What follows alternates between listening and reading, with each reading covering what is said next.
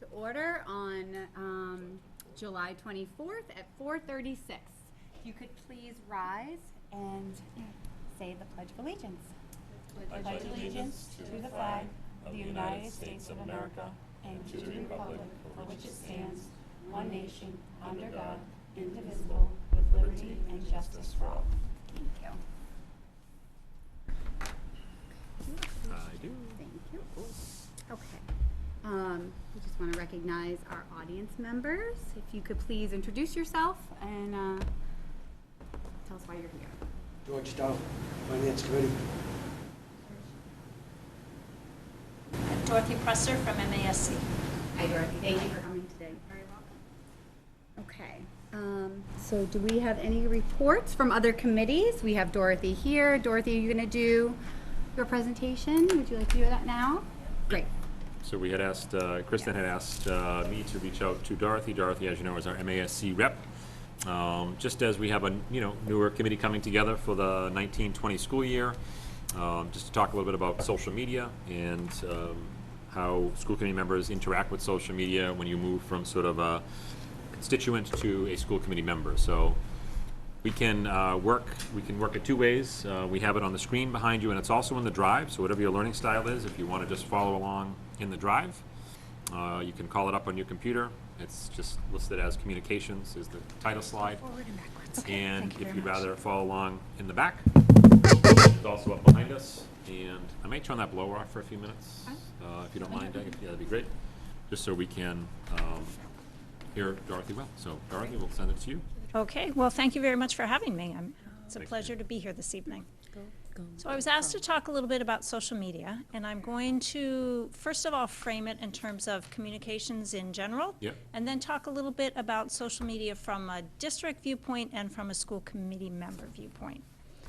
So first of all, I think it's important to remember that social media is one way that we communicate, and different people communicate in different ways. At one of the last polls that was done nationally, about 2/3 of adults are regular visitors of social media. That means 1/3 aren't.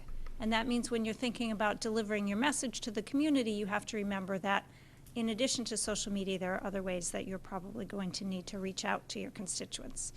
There are many different communication venues that you have, websites, meetings, emails, forums, a bunch of, I won't go through them all, but there are ones that were in place well before the age of social media, well before the age of the internet, that still persist. So it's kind of important to remember that all those venues are there to get your message out. Social media can sometimes be a very positive force, can sometimes be a problem. So, and I have to say that I am a bit of a laggard, a bit of a Luddite in terms of jumping on the social media bandwagon. But as I've done more work with it, I'm becoming more and more apparent to me that it is a useful tool that school districts and committee members can use to engage the public. So if you think of sometimes that social media can be sort of jumping into the fray, why would you want to do it? So this is where the Luddite part comes in. As I said, it can be the preferred way for many people to get their information or to share information. And it can be the best way for you as a committee or as committee members to be able to tell your story to the public. It's also very immediate. It gets information out quickly, so that can be a benefit to you, particularly when you have an important message to convey to people. So we talk about, from a district level, we talk about having a mission around social media that fits into your plan, your really communication plan for the rest of the district.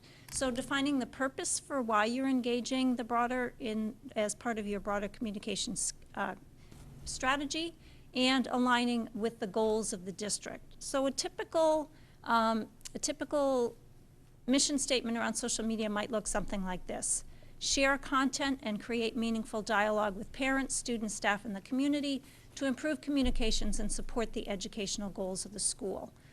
That example came from Social Media for Schools, which is a resource that you might want to look at if you're looking at social media for school districts. They tend to have a lot of useful information and blogs and so forth that can help guide districts in effective use of social media.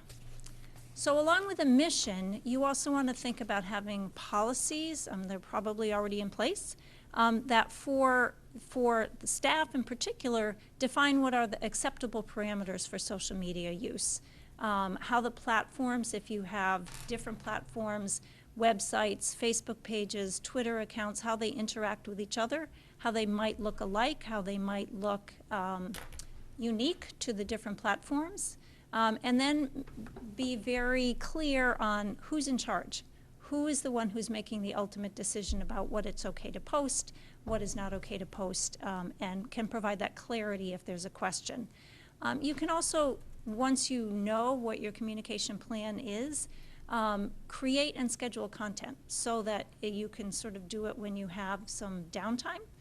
You know the pattern of the school year, you know when it might be beneficial to get certain messages out, and on some of the platforms you can kind of preload those messages to go out as appropriate.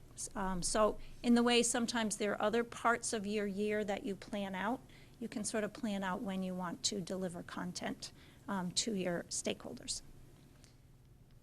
So jumping from that sort of very quick and broad district overlook to thinking about social media as an individual school committee member. There's a difference. Again, thinking about once you're on the school committee, you are one of a committee that can't act individually. We always remember that sometimes we think we have the hat off, but people see the hat on. So that's important to remember. So when you're engaging in any social media activity, you want to make sure that you are clear that you're communicating as an individual, that you are not representing the committee, but that you are representing yourself. If you get from, just like if you were in the grocery store or on the soccer field or any place else, if you get complaints or concerns, you need to direct them to the people who have those complaints and concerns to the appropriate place on the chain of command in your district, not give in to what is sometimes the easy answer of, I'll take care of it, I'll get it settled. Just like any other communication you have, that goes to the appropriate channel. You want to make sure that even though you have the ability to sit with your phone or with a laptop and put something out to your constituents or your stakeholders, that deliberations and decisions still take place within the meeting. So you're not engaging in any sort of deliberation outside of the meeting. With social media, particularly if you're looking at each other's social media, it's easy to fall into an open meeting law trap of deliberating outside the meeting. On Facebook, even a thumbs up is an opinion. So if someone posts something on their site and another school committee member posts a like, then you've started to have a deliberation on social media. So you want to be very careful about that aspect of social media. Sometimes it's easier to just avoid it, but it is easier if you think about the fact that nothing changes with the advent of social media. Your deliberations are made within the meeting, and wait till the meeting to make any votes, any decisions. Don't promise ahead of time how you're going to vote. Your deliberations and your decisions really should be made at the table. You don't want to say, oh, I plan to vote a certain way, get to the meeting, find that someone else made a really good point and maybe you've changed your decision, but then think, oh, I've already sort of said I would do this. So you want to make sure that those decisions stay within the meeting as well. Avoid a quorum, that I kind of talked about that already. Make sure that through the use of social media, you're not unintentionally having a deliberation with your colleagues outside of the meeting.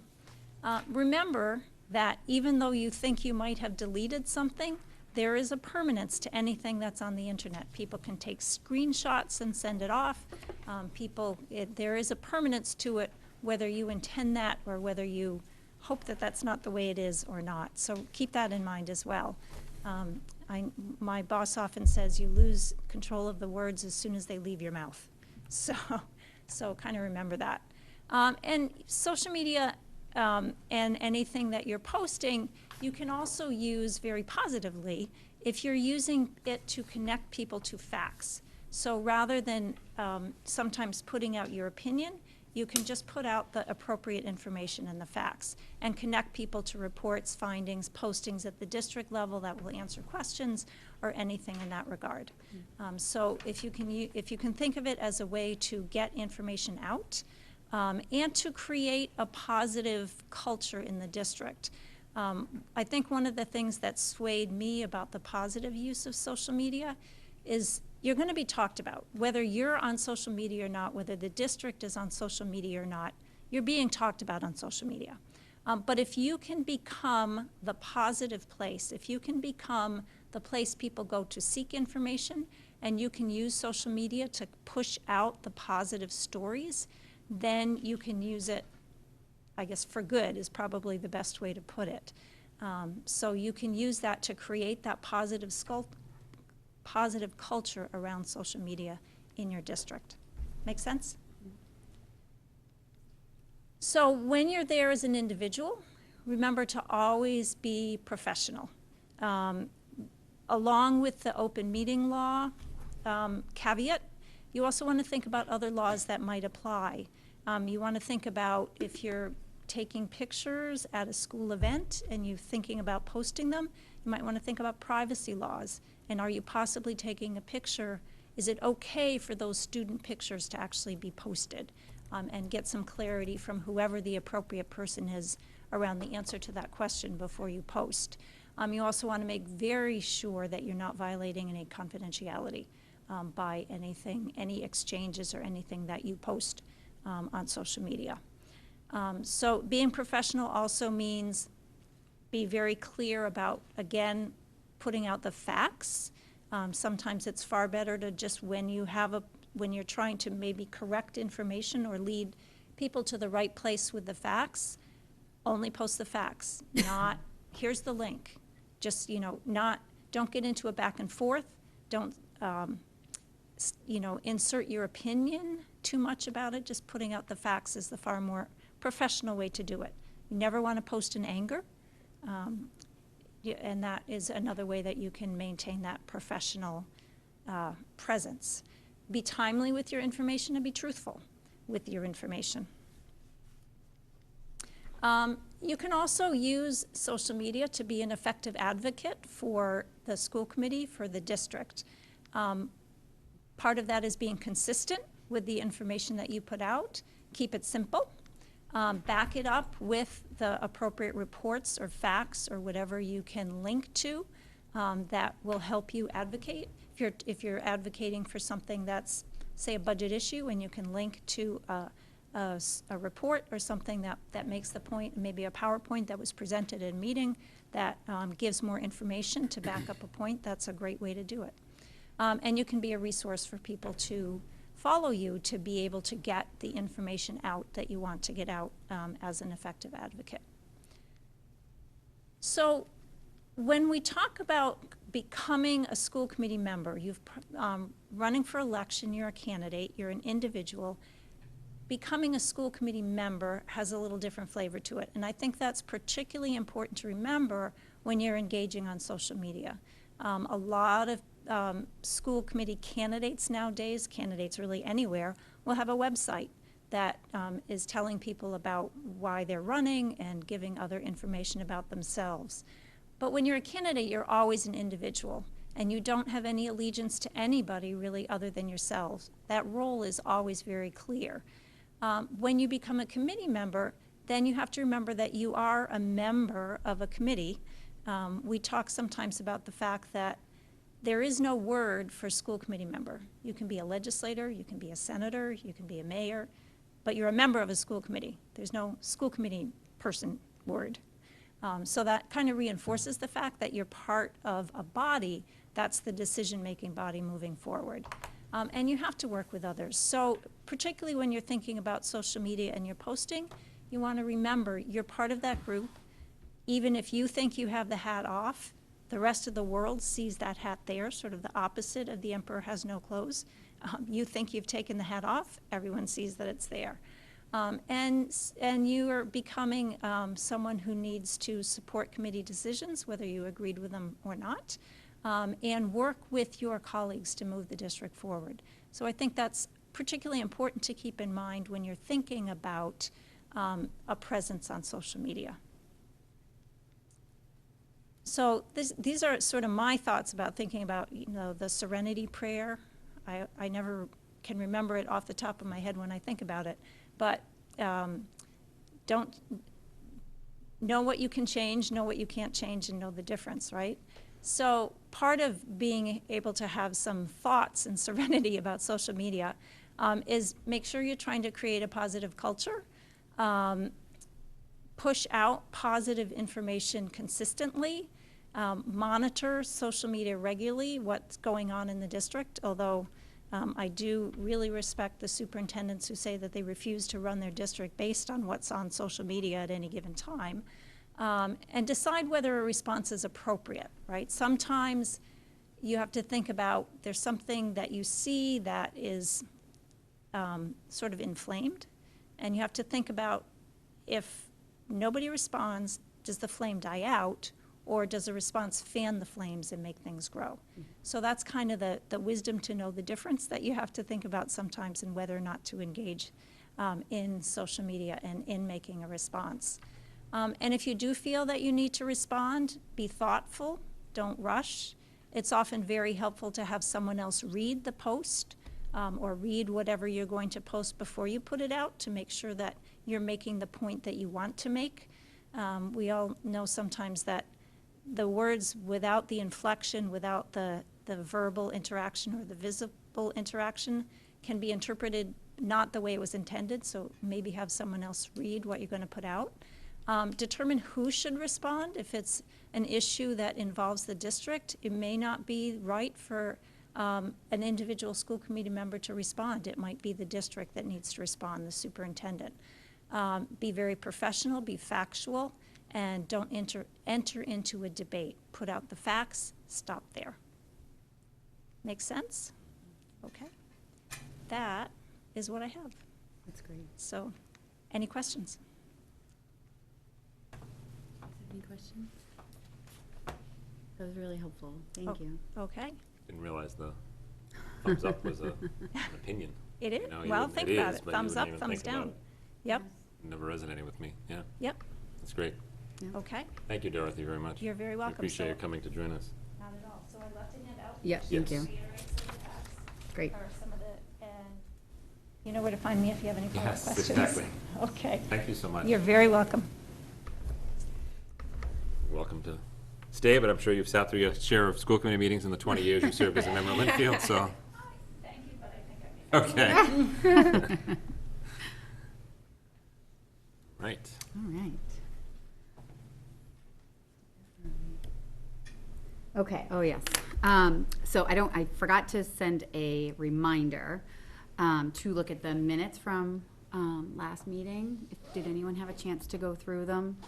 Thanks. Make a motion to approve the minutes. Okay. I just had one question on Okay. here, more for Diane. On the Design 39 update, it says Fuller Meadow is already making some of the innovations as seen at Design 39. Is that a true statement? I think what I said was I was excited to see a lot of the same things going on here. Like, for instance, I walked through a kindergarten classroom at Design 39, and they do foundations. They do writer's workshop. They do reader's workshop. So they do a lot of the same things that we do here. So I'm not sure that what you just read captures what I said. Yeah, it's a little bit different, I think. Because I certainly wasn't trying to say that we were Design 39. But I did feel reassured, so that some of the curriculum things that they were doing were the same or similar to what we already do here. I'm going to make an edit to that and have the committee look at it.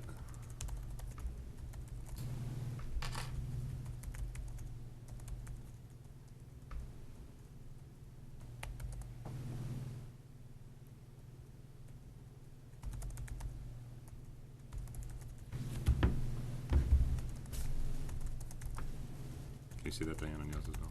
I'm just logging in. I can. Does that make sense? Foundational curriculum components present at Design 39. Oh, it's present, yeah, that's better. Better.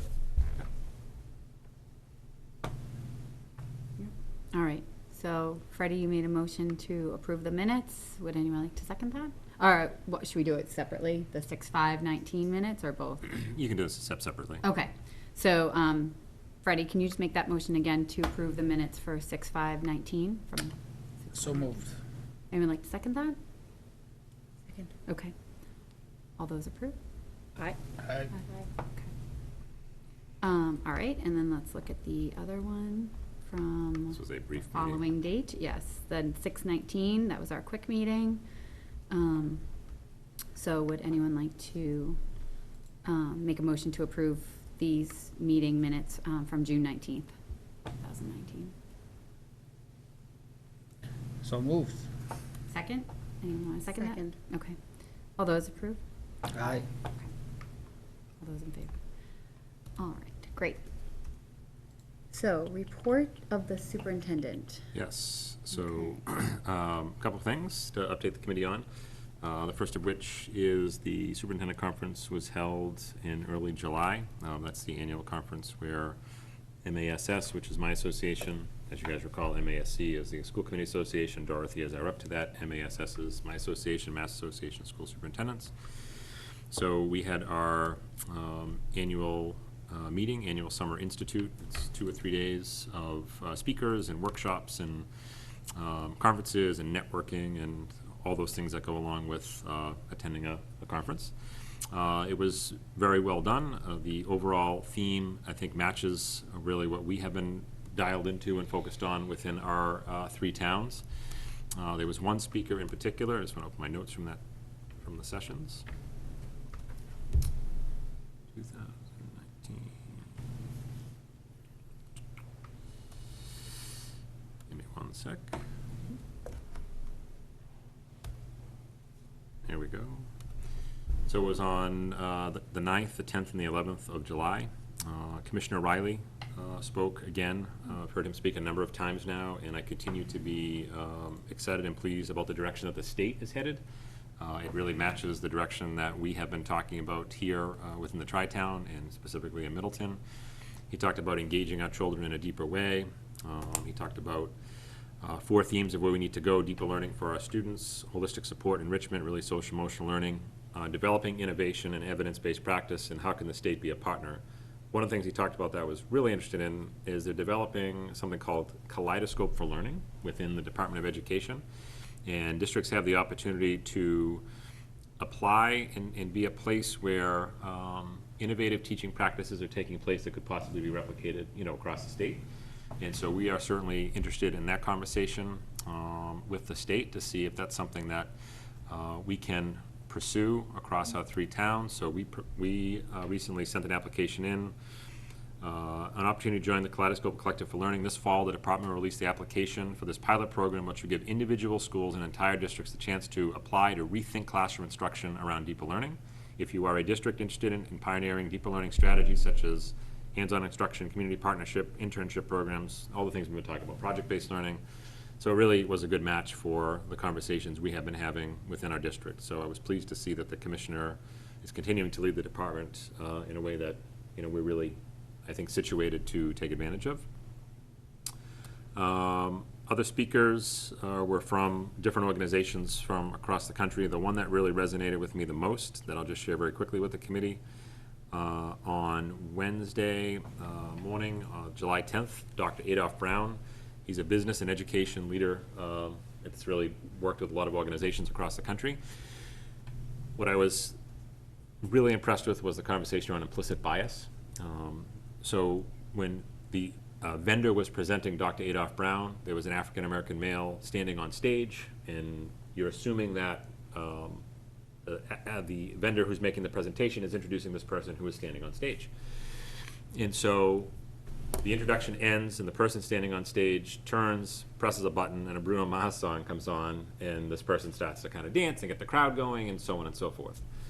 And do you remember Coolio, the rapper? Mm-hmm. Okay, so it's only the best description I can give you. I know that's probably a little out of the box, but so as this action and activity is happening on stage, what people don't realize is that, for all intents and purposes, a person dressed as Coolio, for lack of a better way to say it, sort of enters the room, and now you see people feeling a little, disoriented. There's a little cognitive dissonance now because, wait a minute, I thought Dr. Adolph Brown was speaking, but now a gentleman dressed as like Coolio would have dressed back in when he was a popular rapper or whatever the case may be, enters the room.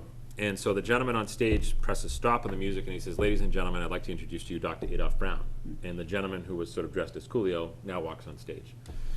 And what I didn't realize, when I go to this conference, I typically, if you picture like Masco, you know the auditorium at Masco? And then outside the Masco auditorium, there's all, it's just like a lobby. Picture like all the cafeteria tables out there. The way Mashpee High is set up is that it's like a cafeteria and then the auditorium. And that's set up for like coffee, donuts, talk, whatever. I usually go in, jump on my laptop, do some work, wait for the speaker to start. What I didn't know was that the gentleman dressed as Coolio was walking around the tables and getting a reaction out of people because it is, the superintendent group is a majority white group. And it's, you know, when you look at like implicit bias around race and gender and all of those things. And so gentleman went on stage, Dr. Brown went on stage, and he said, "Well, I want everyone to know I spent the first 15 minutes of my morning observing all of you. And I have some fascinating results to report to all of you." And it was just like great, because it was like that awesome awkwardness that has to take place if we really want to have these conversations, right? And so he proceeded to, I have all my notes here, but he talked about how the brain helps us to be efficient and not correct, you know, and how often when we judge people, we're trying to be efficient and not correct, because that's what the brain helps you do. We carry 2 backpacks, one for our supplies and one for our story. When we don't unpack the backpack of our story, we bleed on the people who don't cut us necessarily. I thought that was an interesting line. There are basement people and balcony people, and those that are in the basement are there because the backpack is so heavy that it has dragged them into the basement, and those basement people sort of try to pull you down into the basement. But really what he was trying to get at is this idea of, what he said was, this was me in middle school and high school, and he, you know, sort of the baggy camo pants as he had worn, and he said, I always had like 1 foot in gifted education and 1 foot in sort of like a thug kind of a life, is how he described it. And he said, if it wasn't for the teachers who have had an impact on me, you know, I would not be where I am today. And if you check out Dr. Adolph Brown online, he was just so accomplished and was an amazing speaker, and like someone that I would love to bring here. You know, it just was so powerful. And he talked about, you know, I'm now going to walk off this stage different than how I walked onto the stage. And as he was talking, sort of the shirt came off, and the camo pants came off, and the wig came off as well. And he went back and he put on his doctoral robes, and he played like Michael Jackson, "Man in the Mirror" as a song. And he talked about just everyone reflecting on their bias that we have in life.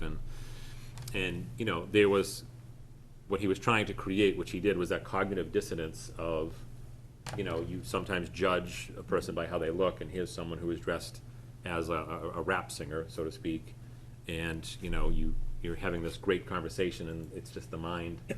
How does it all kind of connect and work? And it was just, it was very powerful. I have the utmost respect for the work that he did. It was a moving presentation from an audience perspective, and it really allowed you to challenge your thinking in a lot of ways.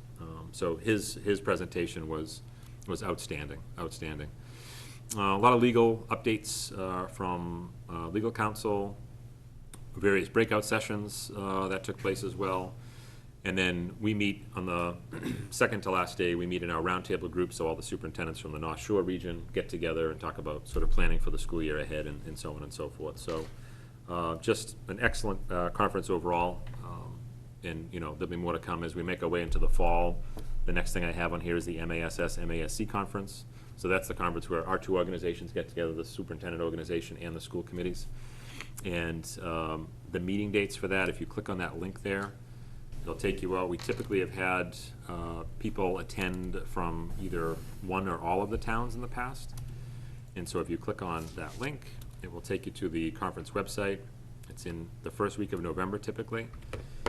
It's the largest annual gathering of educational leaders in Massachusetts, panel sessions, vendors, exhibits. So it's November 6th through the 9th. It's down at the Cape in Barnstable. Who here has attended in the past? Christy, did you go last year? I thought that, I know. No, I Okay. don't think we have Okay. in the past. I don't know if Mark went at some point. Yeah, No he one may here. have. Yeah. Mark or Amy may have gone. I don't think he, but yeah, Mark. Okay. So the information is on there. If it is something that you click on and you're interested in going to, please email Antoinette, and she will take care of registration if it's something that you're interested in attending, going to the conferences, attending the sessions. I try to get down there for one of the days. I try to look at the schedule and figure out like what day would be a good match in terms of what we're working on as a district, and then what is happening in terms of the presentations at MASS, MASC. So that information and that link is there for your perusal. Can I ask you a question about course. the MASS Yep. meeting? Yep. When you guys are all in a room, you know, all the superintendents around the state are in a room, and you're hearing the head of the school, the Dr. What was his name? Oh, Jeff Jeff Ryan, Ryan. the commissioner. Yes, Yeah, yeah, yeah. sorry. Yeah, That word escaped me. that's okay. And, you know, what's the reaction from the superintendents? Is it overwhelmed? Like, is everyone on board? Is maybe more than 50%? Less? Like, I'm just curious. Yeah. Like, is that the direction you see, like, people moving in? Or is there still, like, heads of districts and heads of schools that are happy and content and Yeah. not willing Yeah. to go there? So obviously I can't speak for all of them. Yeah, Right? I but can just- tell you though, sort of generally that, Yeah. I often think of like, we're all on a continuum, right? And the, you know, people internally have heard me say this before, you have like beach sitters, you have toe dippers, and you have dock jumpers. If you kind of go with that summer analogy, right? And our goal is to always kind of like, okay, if you're on the beach, let's get you down and dip a toe in. If you're on the, let's get you out to the dock. And then we have some people who are swimming beyond like the marked lanes, which is also fun. Like, okay, we got to pull you back in because you're out here somewhere. Yeah. And so I would say to you, my assessment would be, it's probably similar from a superintendent perspective. There might be some people who are on the beach going like, huh, this is interesting what the commissioner's talking about. Maybe we're not ready as an organization yet, or this or that. There might be some people who are, you know, dipping.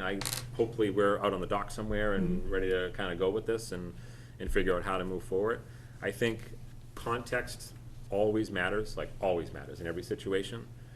In our context, in the Tri-Town, and I've said this, you know, a lot over the years, is that there was such steady leadership in this district for such a long time, between Dr. Creedon and Sharon and the principals that have been here a long time, that it has enabled the district to not have to worry about filling potholes, if we make another analogy, and we can focus on cutting down trees and building new roads, right?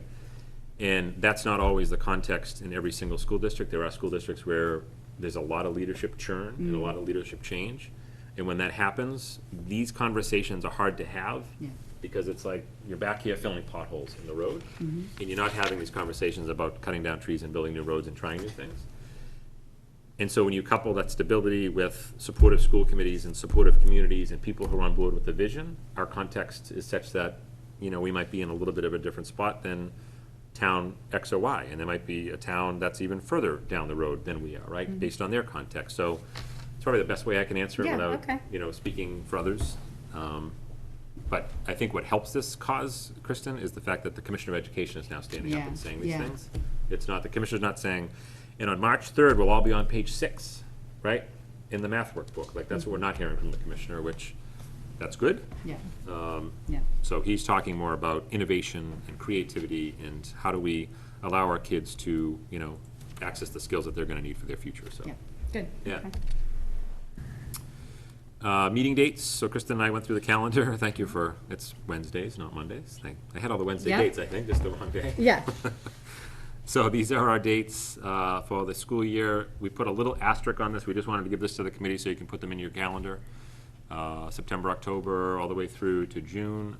It's the first Wednesday, thank you, of the Yep. month. Yep. What is not in here is our budget meetings. As we get kind of into the fall, we'll sit down and we'll say, when do we want to do the Saturday meeting? When do we want to, you know, we always have to tuck in some more budget meetings along the way. But these are just our core monthly meetings that we wanted to make sure everybody had the dates on. And it will be 5:30 here, correct? Okay, so Paul, I think we got those dates to Paul as well. And he has those also, so I think we're good there. And the last item from me, from an update perspective, is just around some staffing. I know I had talked with individual members. I don't know if we've had the, you know, said this at a school committee meeting officially, but as we recall, Mr. Sforza has accepted a position. I think the committee is all aware of this, and we sent a letter home to families and things like that, but just to kind of do the announcement at a school committee meeting, Mr. Sforza accepted a position in Billerica, curriculum role, and we've appointed Jeff as our 1-year interim. Well, we then will conduct a search as we get through the holidays, get through Thanksgiving and the winter break, and we'll then conduct our search for principal at Howe Manning. Who's Jeff? Jeff was the assistant, or is the assistant, was the current assistant principal at How Manning, and is What's now his last name? Bryson. Bryson, thank you. Jeff Bryson is our principal. Yeah. Bryson, B-R-Y-S-O-N. S-O-N. Yep. And so by having Jeff move up into that one-year interim role as principal, that has left open his role as assistant principal. We are going to backfill that with a one-year interim role as assistant principal as well. Jeff has conducted interviews. We have a candidate that I have now met with. We don't have a signed contract yet. I don't have a name to announce, but know that that position is really close to being filled. And that'll be a one-year, .8 assistant principal role to backfill Jeff's role. And then as we go through the course of this year, we'll see who applies for the job. As we, we'll do the search and connect with parents and find out what people are looking for in terms of the next leader at Howe Manning. We'll look for a school committee member to be on that team as well, on that hiring team. And we'll pull together a team of teachers and so on and so forth. So that will be sort of after the holidays. And other hiring has been ongoing. Diane will kind of dive into some of that. I can just say as a general statement around hiring, like it's been really across all three towns, very exciting to see the people that we're bringing in that align with our vision and align with the discussions that we've been having across the tri-town in terms of, the model of education that we want to put forth in front of our students. In particular in Middleton, I will just say that we have talked as a committee for multiple years, and Kristen and Christy have the sort of the lineage on this because it's gone back a number of years, like how can we continue to take our specialist program and add to it, and I'm gonna let Diane tell all those stories, but it's super exciting. Like, I wanna be a kid in the Middleton schools, like that's, you know what I mean? So that's sort of where we are, but Diane will fill in some of those blanks when we get to the summer updates and staffing and enrollment, so. Great. So with that, if it's okay with the chair, I'll turn it over to Mr. Greenberg. That'd be great, thank you. Good evening. Was included in the drive is just a couple of documents for your review. First with the financial report, we're moving into we are in pre-reconciliation phase, and reconciliation with the town is our last step.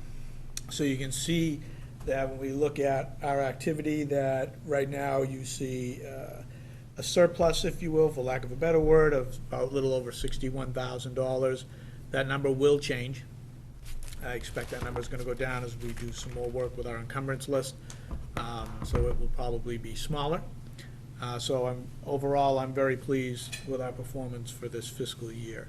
And again, we're going to be just moving into the reconciliation phase where we reconcile with the town for all of our funds and our accounts, and then we'll be wrapping up. And I think overall, it's been a very good year. I've got no gripes with regard to our financial circumstances and our operating budget. So does anyone have any questions in particular about the current financial report? I just have a question. So does the professional development balance, is that in response to the salaries? Meaning maybe we didn't hire, so obviously the biggest ending balance differential between what we started with, what we budgeted for, and the balance is around salaries. Does that, can you just give us a little bit of guidance around Sure. what happened there? With regard to salaries, when we're developing our budget starting in October, November, December, which you're deliberating on in January and which you're approving, in that point of time versus the reality of September.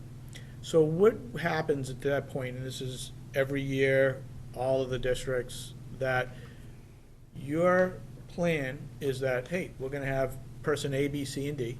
Well, person D resigns, person B retires, and then all of a sudden, you're hiring somebody at a lower amount or a higher amount, depending on the circumstances, so that does affect salaries. And it only takes a couple to have a large impact, because you can have wide swings. 30 grand swing. Absolutely can. If you have a teacher going out that's in the high 80s, and then you bring someone in the 50s, Yep.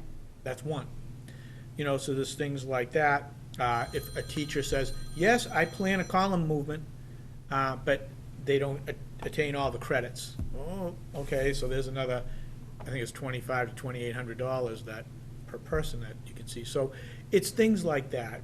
So when we talk about salaries, those are examples of why you can have a favorable experience in salaries, and you can also have unfavorable circumstances. If a teacher goes out on a leave for whatever reason, and under the circumstances, that person is allowed to take sick time. Yeah, All right, so you're paying that person. Now you've got to bring someone in to also cover right. that expense. So you're bringing in a substitute. So that can overexpend salaries because you got to pay the substitute and the person that's going out on sick leave. So that's just another example of why you can have activity in the salaries that can create wide swings one way or another. Okay. Are there any other questions about the financials? So we'll be wrapping it up once we do our reconciliation with the town, and then you will see a final report as to where we landed. But again, very pleased with how we've performed overall. I think it's a fraction of a percent, a third that we're turning back, so I'm very pleased with that. So that's the financial report. The other piece that was included in the drive for everyone to start thinking about, we're not ready to get into the deep conversation with it yet, but is the food service program. And so you'll see there's the financial report. In the financial report, when we look at the dollars, is strictly based upon their invoicing. And the thing that I kind of do not include is the value that they put on inventory. So you get to see how the food service program has performed from a financial perspective. On the top half of it, you see the number of type A lunches that were sold in this fiscal year per school versus the prior fiscal year. And we'll use this report unless the school committee sees another data point that they'd like to see, and we'll build on it. So you'll see 3 years as we progress into FY20. So overall, when we consider our activity with the program and some of the things that we've worked through within the program, we came close. We do need to have a deeper discussion. We need to talk about expectations for the program and how we want to move forward as we go into year 2 of this contract. So we have this document. We also have the results from the survey. So what was included in the drive was the raw survey information that came from Whitson's. And so I tried to summarize that in an Excel spreadsheet. And so when you look at the Excel spreadsheet, I couldn't make look at it. it bigger and look at the pieces. read It's not printable because it gets figured. it gets so big. Yep. So you want to focus in. You can look at the whole thing for all 3 districts, or look at Middleton, or the individual Where's schools. the Excel spreadsheet? I'm sorry. Where's the Excel spreadsheet? There's a PDF, I think. It's a PDF right now in the drive. But under I financial. can I do have the the Excel. PDF. I'm sorry. I have the PDF. All right. I mean, you can make it bigger so you can see the information. I know it's a big spreadsheet. So anyways, I'm going to summarize it in a report. Okay. But all of it, I just want to give you guys something to start looking at, give you time to read it, formulate your questions. What do you want to know? And if you can send them to me in advance, I can be working on them so that when we do meet and have a deeper discussion, it will be more productive. What is the timeline on the deeper discussion? Like, would it be the It will be, September it'll meeting? be at a school committee meeting, Like, Do do you know you which think the one? next one? the next school okay. committee. Yes, that's the goal. Okay. Unless the superintendent or anybody, like the agenda's heavy in a certain way, that it, Right. but either way, that's the goal. Okay. And so I want to make sure that you have that information and you're able to take your time with it, ask questions, and then it can be more useful for everybody when we have that discussion. I'll also be summarizing it in a formal report to you, and it's going to be a very objective report, and then you just take it and we work from there. I just have something of a newbie question. I'm looking at the general fund summary report, and when I look at food service, it says 163, 267. Yes. So that's what we started out with at the Yes, beginning? you're talking about the opening balance? Opening balance, yeah, Yes. okay, so what does it say here? Let me just go to, Revenue. hold on, I'm Sure, just going to sure. go to that page real quick, just so I can be where you're at. Because I know Yes, that's in where, our the- conversations through last year and the meetings that we had, Mm-hmm. you were very interested in, Solvency. solvency, and we were just trying to balance nutrition and solvency. That was sort of the crux of our conversation. So I'm looking at the number here, and it says ending balance 136,552. So Correct. so we're like way ahead in terms of solvency? well, let's just talk this through. Sure, That is opening balance and where we're ending, okay? okay, So that's one piece of it. What I'm focusing on, and when I say solvency to you, is that set aside the opening balance, set aside the ending balance. If you're gonna spend $200,000, you better make $200,000. That's what I'm looking at. The balance that we've had, we built that up, but we need to spend it down. We cannot keep a balance like that. The town account will tell us, gotta get that down. The Department of Elementary and Secondary Education, 3 months of operating expense, which I absolutely disagree with, because no one's bailing us out when that thing goes south. Right. Right? So please don't, that balance is a balance because we built that up on Over the purpose. years. Put things in the Okay. general fund because again, I don't pull punches, so you know where I'm coming from. I run a conservative ship. Because when we have challenges, we don't want to hold another portion of our operating budget hostage and deprive certain educational opportunities or education period for something, a secondary program. Do you see what I mean? When I say secondary program, it's not to minimize the importance of it, but it's not the primary, like, education is the primary focus.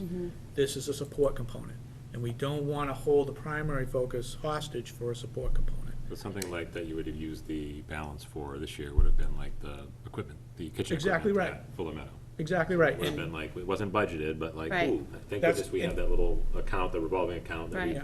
built up over the years, that we're able to access that. It goes, money from food services going right back into food services. Yes, that's exactly it, and so we also talked about investigating a dishwasher, and, putting a dish room back in Fuller Meadow, if the building can handle it. So we'll look at that at some point, we'll bring So that back. that, like hypothetical 50K or whatever for the dishwasher would come out of the 136. Possibly. Okay. Let me give you a little sidebar, not to prolong this conversation unnecessarily. George and I were just talking about it before the meeting. Okay. That when we talk about what's proper, I mean, it's a proper use of the money. Right. But should it be going to town meeting because it's a capital expense? Exactly. Where do you park And it? see, we went to school committee and said, hey, let's do this. We needed to do it. No one disagrees that it was the right thing to do. It's just the question of, should it be brought up at town meeting? And be voted at town meeting saying, yes, it's gonna come out of food service revolving account. So it's another piece of a puzzle in terms of process and public sector process. I think the So- solvency piece, Natasha, and the good questions, is if you go to the food service report, the second PDF in, Yes. so Steve, on that one, is if I'm interpreting right, that if I look at the bottom of that report, in FY '18, at the end of the year, we were $27 in the negative. 27,000. Excuse me, $27,000, yes. That's In what the- my daughter does it too. In the hole, yes.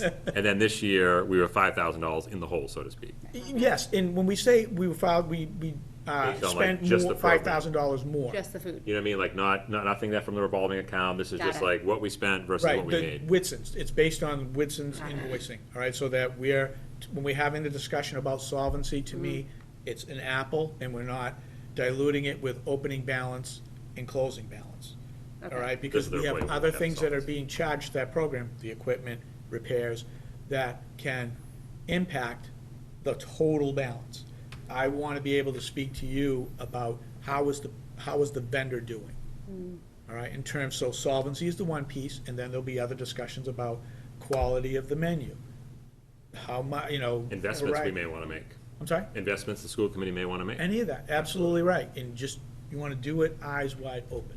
So in your conversation with George, what was are you still sort of deciding on whether it should go to the town or whether it should Well, go? it's, it won't be me that decides it, it will be the school committee. Oh, okay. And in school committee, talking with finance committee liaison, talking with town administrator, that, okay, what's the right path? No one disagrees that we spent the money properly. It's just who should have a say in it? Right, is that a fair way to say, George? Yeah. Following the right process. Correct. Sorry? Following the right process for getting to the Pathway. same result in this Pathway to case. a Because it's capital. When we talk about something like that, it's capital. That's why. Steve, it would be also helpful for next meeting if there was some sort of, just again, because I was on the committee at the time when we brought in Whitson's, there were lots of great expectations there were expectations that we had that Whitson's committed to. And I don't remember what all those were, or like high level what those were. It would be great to just have like a little bit of a recap too, like, Okay. even in terms of solvency, because I know there was an expectation we would hit solvency at a certain point. I don't remember what that date. No, you're absolutely right. And yes. And a I- guarantee, Yeah, Huh? and a guarantee. that's correct. Right. And so there is So just piece, be I helpful will to- walk it through. Okay. That's why I was gonna do a summary report That'd be on it as part of this. I just want you to be able to see this information, use it to formulate any questions, that's my objective when I do the summary report in writing to you, speaks to all of it. Okay. What did it mean in terms of solvency? What I've communicated versus the actual language of the contract, that piece of it's on me, but we will explain it all and address any of those questions. So I'd say, between now and September 4th, so, by the end of August, I would say, if you have questions related to these, shoot them to Steve. He can work them into his executive summary Yeah. that we can share out to the committee on the 4th. I had one other question. I did take 15 or 20 minutes and just read through some of the comments from the survey, and some of them were interesting, and I found the most interesting to be from the staff and teachers, because I was reading them like, yes, this is what I'm hearing from parents. Were all of the written, I mean, understanding, some of them were just yes, no, or very much disappointed or very happy, but the actual written comments, was that all of them, or were they, who? If you, what I tried to, it was, again, I can send you the Excel Okay. document, because I took all of the comments for all 6. Okay, And they should, all 6 schools, you should, as you scroll down, you should see for all 6 schools, Okay. the comments. All right, so you should see all of them. I thought I put like Cole, Spofford, they should be in yes. that kind of Oh, order. they are. We're gonna Yeah. do right now. Some of them only had 2 comments, some of Yes. them had 5 comments. I didn't know if they were, And that's why you also have the raw data too, from, it's identical to the raw data that came from Whitson's. I was just trying to organize it Okay. and summarize it in another level, because okay. to So me a it was lot of kind of information. scattered. Yeah, okay. You know? Okay, all right, thanks. Any Good on other- that, Steve? I'm sorry? Good on that? Unless the committee, I'm good, unless the committee has any other questions. I have one about, what do you think the discrepancy is for the lack of lunch purchases in June? I think it's just been not a full Time, month. days, It's number not a of full days. month. We got out earlier 14, compared, like last year, we got out the 20, 10 days. We only had 10 days of school in June. in this year, last year, see, it is the number of days we had this year compared to last year. Last year we Yeah, at had. least an extra So week. far, yeah. I think we Yeah, were so late. we got out, The right, 19th? versus Was it the last 19th? year, It was like the was- 25th or 26th. yeah, so we had more days in June, that's why. That many lunches? Mm-hmm, that'd make a difference, those number of days. That's part of it. What's the other part? They didn't buy as many lunches, that's the answer, it's those 2 pieces.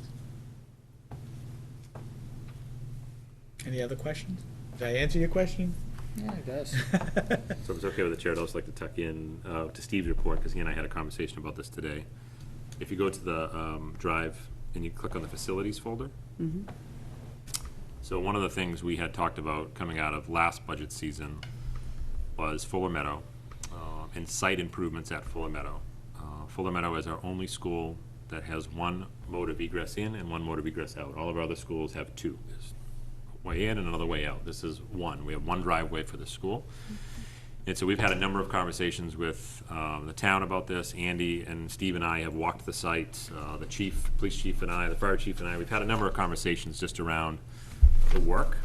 So Steve Clifford, our Director of Facilities, is contracted with SMMA, and they asked them to put together a proposal for a conceptual site improvement study. So this would be like a design study, basically, looking at our current sort of capacity and the conditions that are on the ground right now. And what we're doing is sort of where it says project understanding. Middleton Public Schools is planning to rehabilitate the paving and make other associated site improvements at the elementary school. Aside from the restoration of the paved surfaces, other improvements include ADA code upgrades, curbing, walkways, improved treatments along building edges, landscaping, grading, potential drainage improvements, expanded parking, and circulation improvements for bus and parent drop-off. If you have been here during bus and parent drop-off, you know it is a challenge. You know parking is a challenge. You know when we have voting here, it's like all bets are off in a number of ways, and we've had a number of conversations with the town around that. Andy has been great, and the board has been great. Everyone that we work with at the town, we have an excellent relationship with. So all of these things are hands held between the school department and the town. Steve Greenberg, please correct me if I'm wrong. I know I emailed you about this last night. Did we have a warrant article at town meeting on this topic? Part of Article 16, the whole capital request. Yeah. And so it's for $15,000 for the feasibility study. Great. So we have capital, we have a warrant article funds to proceed with this site inspection and design, and the total of this is $12,880, so it falls within the scope of that warrant article funding. So what does Steve Clifford need to do next from a process procedure standpoint, Steve Greenberg? How do we proceed from here? It would be notice to proceed, then we work the contract. With the and then- vendor. With the vendor. Okay. And then, as far as, the accounting office, the business office is concerned, PO goes in to encumber it, and then he goes to work. Great.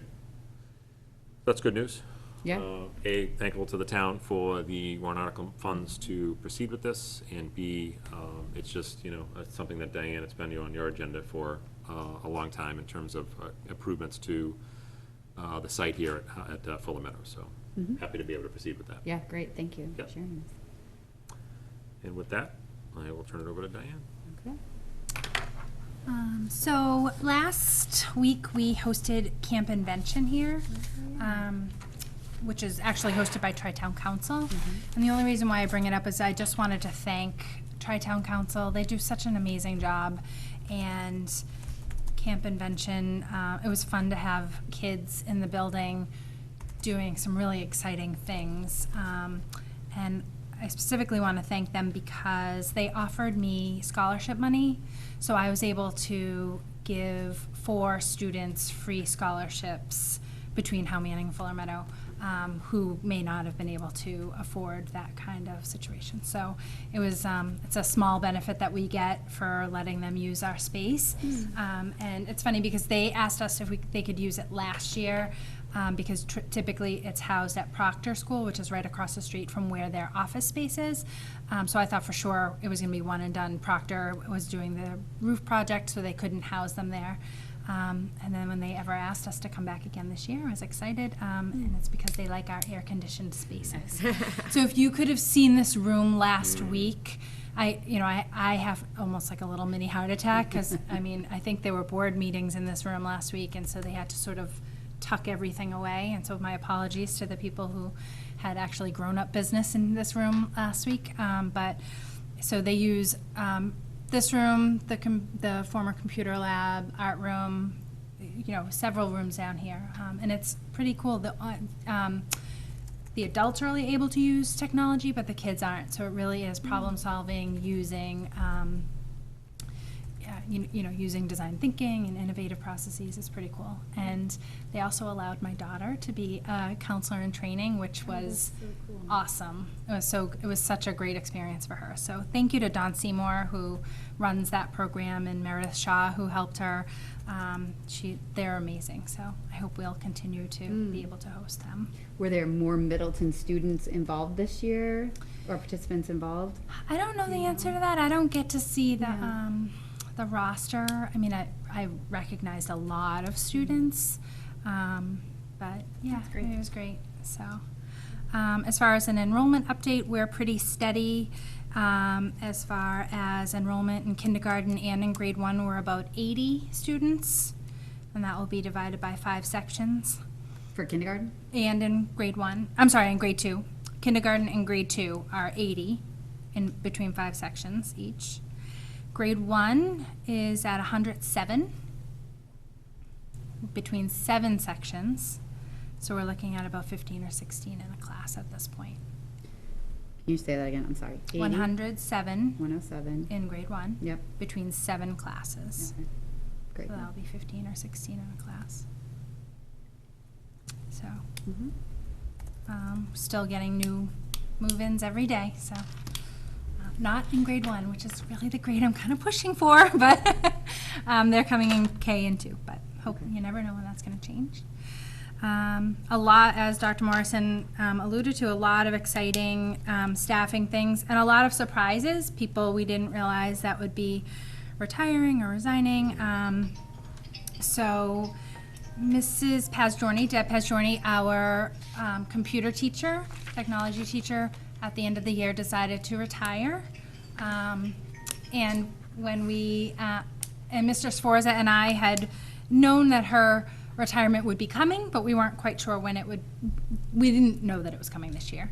And we've always said that, when she retires, we'll think about, reimagining computer lab and what would that look like? And, we have time. And then she retired, and I said, we have to redesign the computer lab today.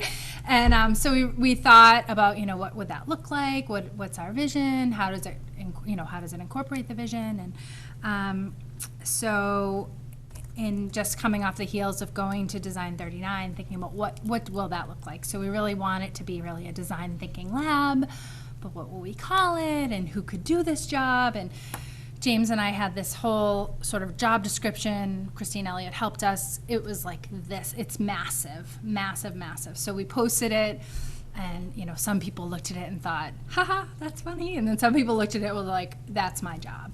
So that was pretty exciting. Ultimately, Barbara Dealey, 4th grade teacher, met with us, was up for the challenge. And I have not spoken to her since June, but Dr. Morrison has, and he assures me that there's some exciting stuff going on in there. So this will be the former computer lab. She has renamed it the Collaboratory. Cool. We're calling it Love that. the Innovation Specialist.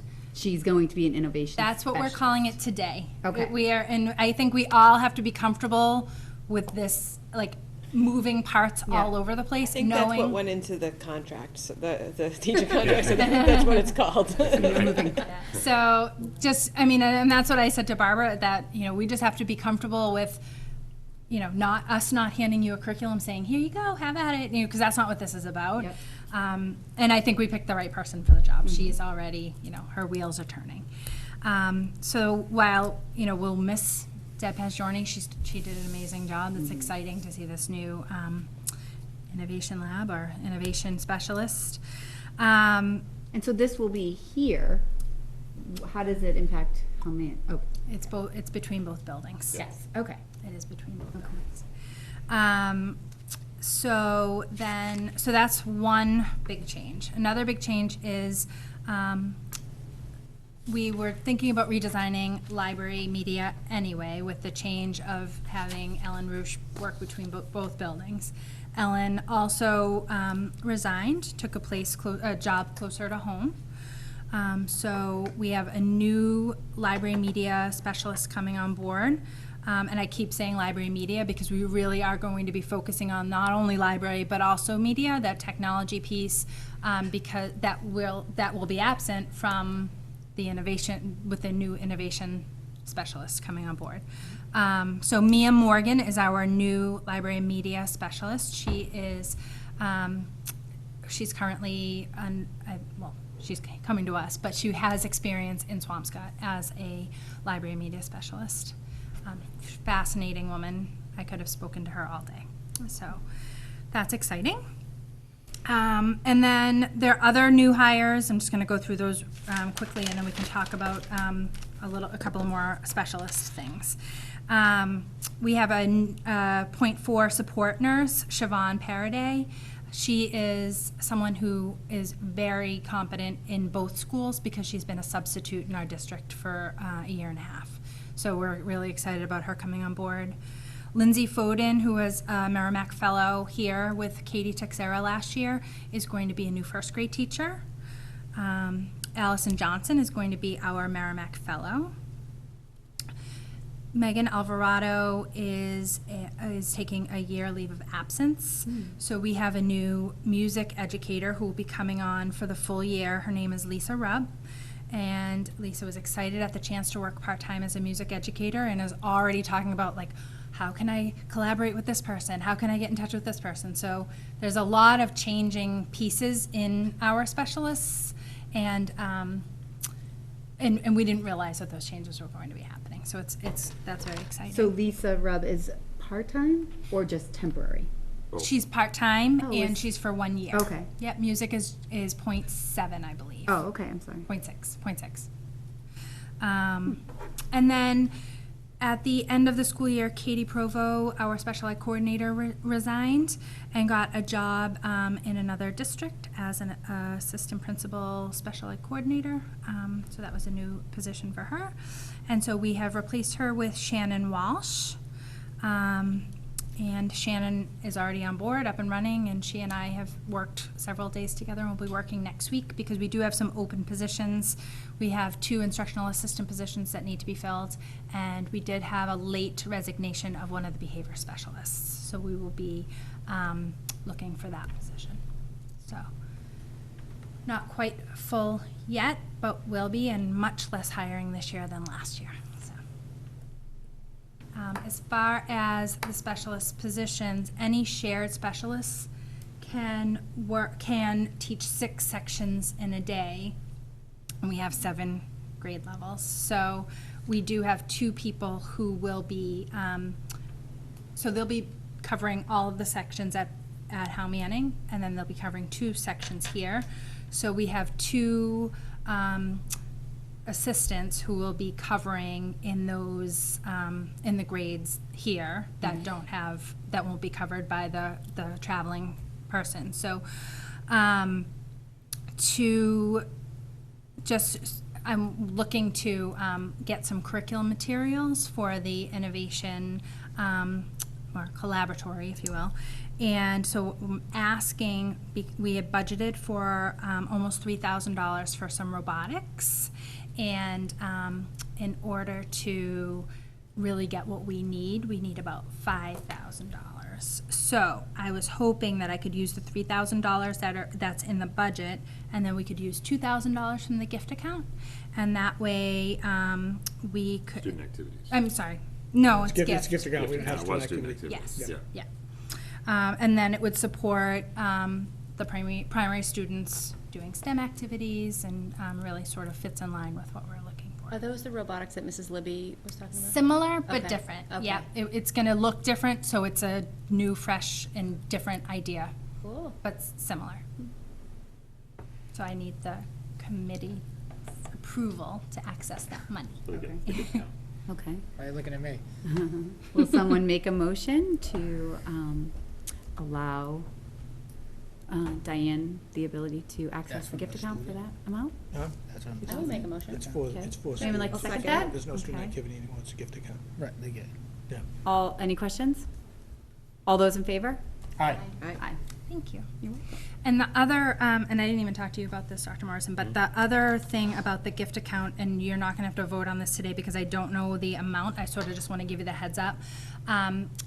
Mr. Bryson and I are going to be bringing the Sticks and Stone program to our schools this coming school year. We're scheduled in, I think we're scheduled in March, and he's scheduled in earlier in the year, maybe January. And so we don't know the final amount of money. The PTO is going to give us most of the money, but then I was hoping for your blessing for the balance to be covered by the gift account. And it would probably be the Fuller Meadow gift account, just to cover both schools. And I think we can rationalize that by saying that the kids at Howe Manning earned that money. Because it's They were here. kind of Yeah, but- large amount of money, so. So just to give you a heads up that that Okay. is a social emotional program about bullying, and the other 2 towns Very have, received. yeah, and the other 2 towns have experienced it, so it is something that we really feel strongly that we want to do, and the PTO is willing to pay for most of it, but there's a little bit of extra that we'll need. So I'll be hopefully have that amount for you in September, October, and let you know where we are with that. But if you think that the district, we need to secure the dates. So if you think that you're willing to pitch in the extra difference, and I just need your blessing to secure the dates. So we would No vote. money yet. So say that again? So I have to secure the dates. Yeah. I don't have to give any money yet, and I don't know exactly how much it's going to be yet, because we don't know how many dates we need just yet. And are they talking the fall or the spring, It'll be in the winter, the winter? yeah. Would there be a better idea by the September meeting Probably. of dates? No, I have the dates now. I just don't know if is it 5 days, is it 6 days, is it 7 days? So that's that makes the difference in the cost. Okay. And PTO's funding most of it? And there may be an access to the activities Yeah, and around the gift account? Yeah, I mean, I think it's gonna be less than $5,000. And you have the available funds in the activity account? or- Absolutely. Yeah, that account is a good balance. Okay, So you think I'm safe to book it? I think so. I don't know if anyone else has any concerns? It's a very well-received program. I can tell you that it's something that we would, if it was not able to come out of the gift account, I think we would try to, like, within the footprint of the budget, you know, we'd have to try to figure out a way. It's been very profound in the other 2 towns, and the great response from parents and kids. Is this replacing the other program? No, No, this was in addition in to. addition to, Yeah. okay. Sort of a tacit approval to proceed. Yeah. Okay. Great, thank you, I appreciate it. Do you have any questions for me? I'm sorry.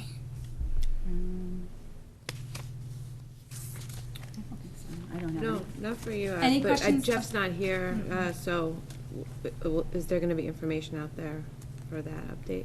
For hiring? For Jeff. Yeah. For, similar to what Diane just did? Yeah, I mean, hiring there is, you know, moving along at the same pace as it's moving along at Fuller Meadow. Backfilling Barbara's role is one piece, so Barbara coming out and being that innovation specialist. And we're doing that as a 1-year, long-term sub position. We're giving Barbara the ability to, if she tries this role on, it's something very new and different for her. So if she tries it on and it's something that after a year, she's like, I don't know if this was what I wanted it to be or whatever, she still has the option to go back as a long-standing teacher here in the community. I have a feeling she's gonna really love it. You know, I remember when she emailed me, I emailed her back and said, I've been waiting for this email. Like, ever since this job posted, I've been waiting for this email. So I think she's going to be just a natural in that role. The AP job, as we had talked about, you know, we'll have hopefully a name that we can share at the next meeting that is at the stage where it's a finalist and just working through a contract.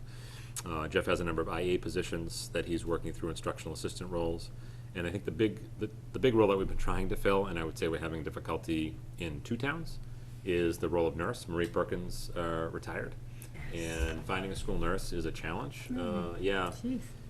I think we're closer now. The issue is, or the challenge is, and we're facing this in Topsfield and in Middleton right now, you have to be an RN. Okay, of course, check that box. Like, that makes a lot of sense. You have to have 2 years of experience as an RN, though, to work at a school, which is intriguing to me in the sense of an RN can graduate from college, go to a hospital, and work in a hospital. You can graduate from college with an RN, and you can't work in a school until you have 2 years of experience as an RN. So it's an interesting sort of regulation within the State Department of Education around that certification piece. You know, teachers can graduate with their certification and come and teach in our schools, and so I think the rationale behind it, after talking it out with someone at the Department of Ed, is that in a clinical hospital setting, you are surrounded by other clinical hospital-based people. So if you're brand new and you have to make a judgment call, I can turn to you as the head nurse who's been doing it for 13 years, like, hey, Kristen, what do you think on this? In a school setting, it's you, right? You're gonna be consulting with the principal, and, you know, that's not someone who has the medical background, knowledge, and experience that, you know, that a nurse would have or a medical professional would have. So my conversation with the Department of Ed the other day was like, maybe a year instead of 2 years, like, that would probably be enough. It's just, it's really hamstringing, is that a word? It's making it difficult for schools to find nurses because they don't have the 2 years experience as an RN. So that's one of the challenges Jeff's working through right now in terms of hiring, and over at Stewart, Carol, principal over at Stewart and Topsfield, is working through a similar challenge as well. And then Jeff, as I said, has a number of instructional assistant openings as well that he is filling. But Jeff will be at our September meeting. It was his brother's 50th birthday down in Jersey, so he is Nice. celebrating with his brother tonight. Otherwise, he would have been here. And they had an open headcount teacher position. Weren't they adding a section in 3rd grade? Yes, so they Oh, hired yeah. Georgia Bryan. Yeah, yes, the woman who Georgia was in the Bryan. role. Yeah. The woman, So- yeah. Georgia was, she was Covering actually. for the, like, Yep. She was covering for a long-term sub at the end of the year last year. She had been a Correct. substitute in the Tri-Town. Okay. And then she was covering a long-term sub position at Howe Manning for Yep. the last few months, I think.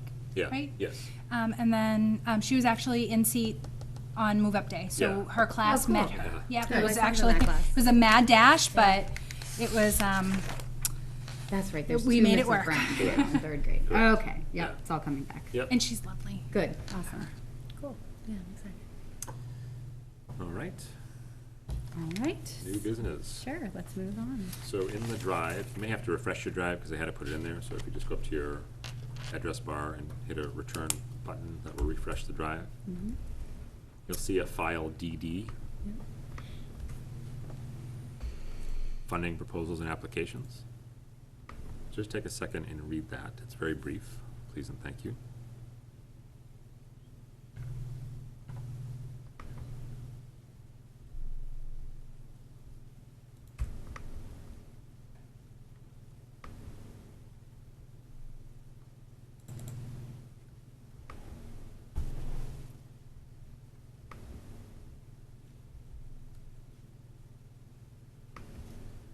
So that third paragraph there where it talks about, school committee superintendent will be responsible for seeking, coordinating, and then submitting the proposals to the committee for approval. That's actually not a legal requirement to submit grants to the school committee for the approval. If anything, it kind of slows the process down a little bit when we apply for grants. So the Andover superintendent actually caught this.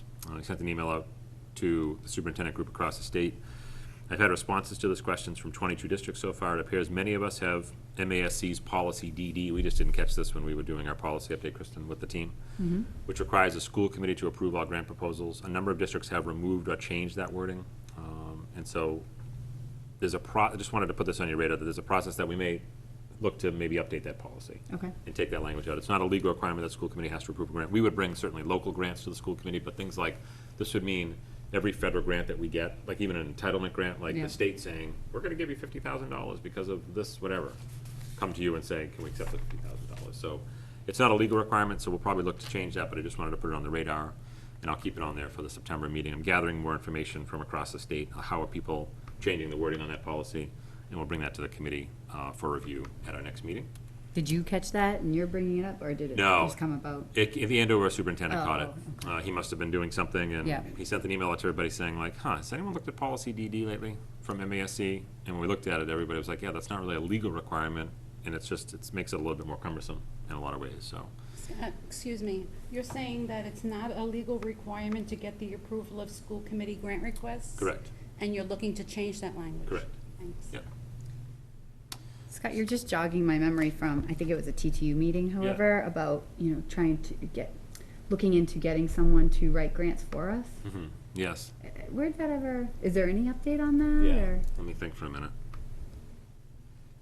we were gonna post the position, No, I don't think we're at posting stage. No, we were gonna talk to the town, Still, talk to the town first. That was in the minutes from the TTU. It's on the TTU. I think it's probably one of the things you and I will talk about when we meet, is revisiting that. We'll pull that last agenda out. There was someone in Topsfield that I know Katrina and Dan knew of that had a lot of experience in that world, and that conversation had started, and then Katrina and Dan are now off the committee, so it'd be like reconnecting with that person. But that'll be something that Christy and I will have our superintendent and TTU chair meeting this summer. Okay. And that'll be one of the things, is we'll go back and revisit the past agendas and figure out sort of what is unfinished business that's on there. Great. Yep. All right, the Alice, we talked about this at the last meeting, we just were in the wrong fiscal year. So as you may recall, let me just open this up. There's nothing in the drive on this. This is just a reminder from our last conversation.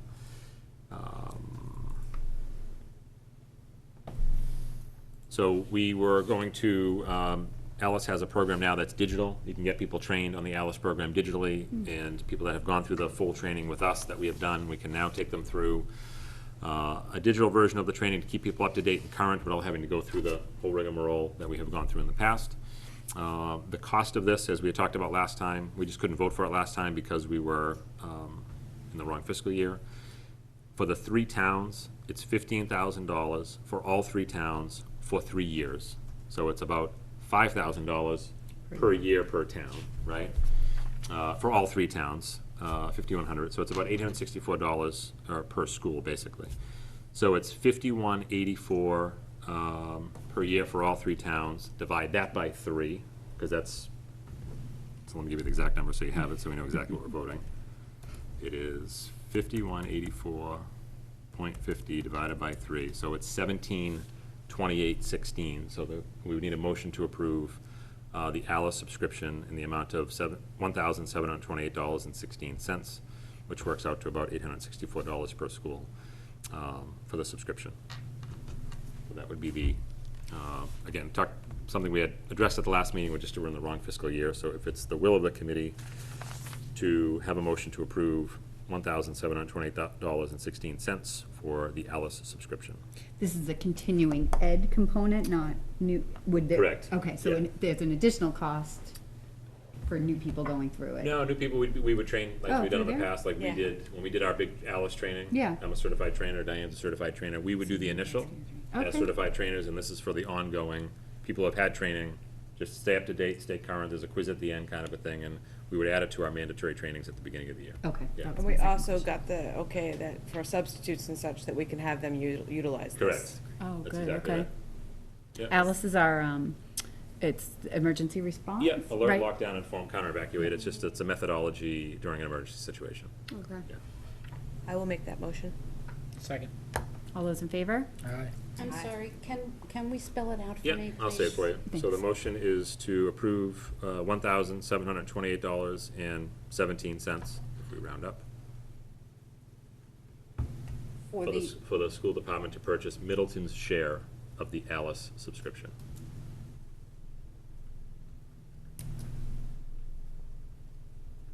Annually. No, that covers the total Just cost this for fiscal year. 3 years. This year, This year? yes. You're voting this year.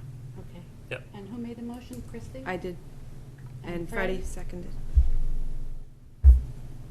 Thank you. Very good. Handbook and behavior flow chart, good news to report on that. That committee got together we had at a leadership meeting, we talked further about this. We are really at an exciting finish stage, which we're super happy about. Diane, you want to talk just briefly about the behavior flow chart, where we left off with you guys? I think you're going to go back and do some final minor tweaks, and we're going to insert it into our handbook, if I'm not mistaken. Yeah, so we changed the preamble, it's not as wordy, it Yeah. gives more of a purpose of why, it really talks about the restorative practices and why that part is so Hi, George. important and what it would look like in practice. And then we did cleaned it up a little bit more and Cleaned up the chart? you mean? a Yes. little bit. Mhm. And then brought it back to the leadership team and, everyone's on board and we're all actually really excited about it. So now really just thinking about how do we make this public and make sure that all parents are aware of it. Yeah. Not only putting it in the handbook, but also how do we make that alive with our teachers, with our kids and with the parents, so. Can we take it, it would be great to take advantage of parents being here for open house. That's what we had or- talked about. Yeah. Yeah. Open houses or the kindergarten. Yep, absolutely. Yeah. That's important. Mhm. Okay. Maybe even someone does something with it at Parent University. Yeah, that'd be Oh, outstanding. that would be perfect. Yep. And even that's a really good idea. Who's that speaker? I forget his name. I forget his name. Not like Appleseed or Stuart something. Albert. Yeah, no, he was a speaker that we went to, but What are you the talking speaker for Parent University that we have coming in, it's escaping me now. James and the team. Oh, it's the guy who wrote No Such Thing as a Bad Kid. Correct, I don't know. yeah. Yeah, ties right into that. Exactly, I wonder if we could maybe have, Definitely. maybe when we Oh, now introduce let's talk him, about we it. can talk about, yeah, that's a great idea. I like it. Good, Good. good. All right. Nothing in the correspondence folder, and I do not have any others. Great. All right. So what do we do with the consent agenda now? We just put it out there, or I just put it out there that we accept it. Steve Greenberg, Steve bills and Greenberg. payroll. Yeah, How do you want to handle it? just as listed. As listed. Everyone, there are things you need to sign, Yeah. we need to do the renewal for Whitson's, you've already voted it as a Yeah. school committee, but Charlie you need to Appleton. sign it as Oh, the good chair. job. And everything else, you just vote as listed, and it's entered into the minutes by Lorraine. Okay, so I can just put it out. So does anyone who wants to move to accept the bills and warrants and payroll as listed? Anyone want to make that motion? I moved. Okay, anyone want to second it? I will second. Any questions? All those in favor? Aye, Aye. thank you. Great. All right, so if that's it, we That's it. can adjourn the meeting. Anyone want to make the motion to adjourn our meeting today? So moved. Second, anyone? Second. Okay, all those in favor? Aye. Thank you, everybody. I am